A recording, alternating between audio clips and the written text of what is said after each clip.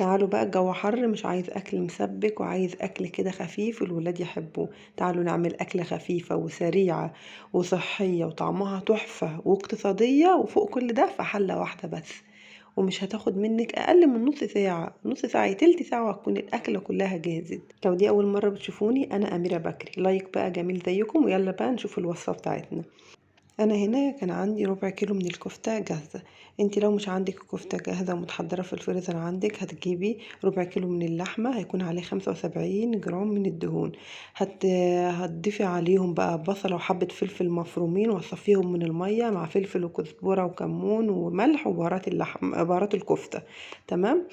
وممكن كمان لو عايزة تزودي الكمية، هتحطي مع البصلة وحبة الفلفل، قرن الفلفل يعني احمر او اخضر، هتحطي معاهم كمان معلقتين كبار من الفول الصويا، وهتفرميهم كويس قوي. ومش هتصفيهم من المية، لان هتسيبي الفول الصويا لما يتفرم هيشرب من مية الفلفل والبصل بالبهارات بتاعتنا، وهتبقى احسن كفتة معاكي.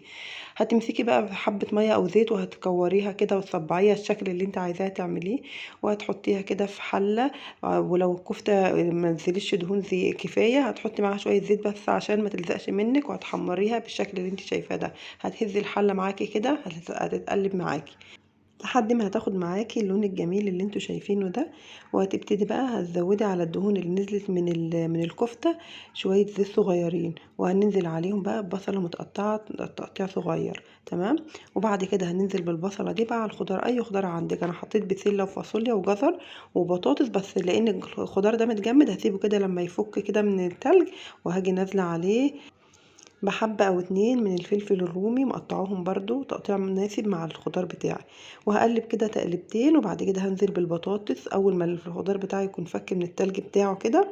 وعلى نار عالية بقى هفضل اقلب في الخضار بتاعي ده واشوح فيه علشان ينزل المية بتاعته، والمية كلها ما تنزلش في الرز ويتعجن. واول ما الخضار بيبقى خلاص دخل في السوا معايا، هنزل عليه بكوبايتين من الرز المصري، مغسول مش منقوع، مغسول بس ومتصفي، واحط عليه واضيف واقلبه كده تقليبه، وهوطي النار اول ما احط الرز. وهنزل بقى عليه بالملح ومعلقة من مرقة الدجاج او ممكن مرقة الخضار، وربع معلقة كده صغيرة فلفل اسمر، ورشة صغيرة جدا كزبرة، ونفس الحكاية كمون.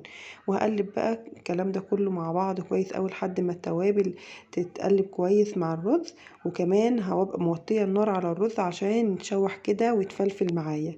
هنزل بقى بالميه بتاعه المغليه على الرز، اللي حاطه كوبايتين رز هحط لهم كوبايتين الا ربع ميه، هقلل كميه الميه علشان خاطر الخضار لسه برضو فيه ميه لسه هتنزل منه عشان الرز ما يتعجنش.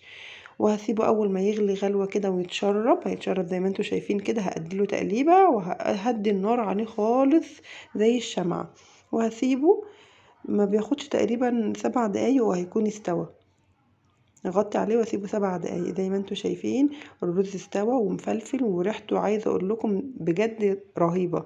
هاجي بقى نازله بعد ما الرز استوى معايا كده، هنزل عليه بالكفته بتاعتي. تمام. زي ما انتوا شايفين كده، وهوسع كده مكان في النص، هحط فيه طبق فيه فحمايه كده وعليها معلقه ونقطتين كده من الزيت، واغطي كده لحد ما الدخان يهدى خالص ويختفي، يعني يخلص كله.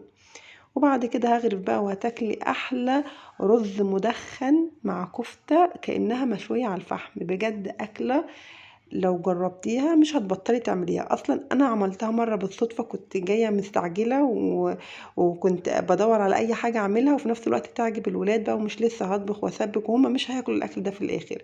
فعملت الاكلة دي، قلت انا ازاي ما صورتهاش، عشان كده عملتها وقلت لازم تجربوها. لو وصلتوا بقى لحد هنا وعجبكم الفيديو، ما تنسوش اللايك الجميل وتعليق حلو تشجعوني فيه، وقولوا لي في التعليقات لو في وصفة معينة عايزين نعملها. والسلام.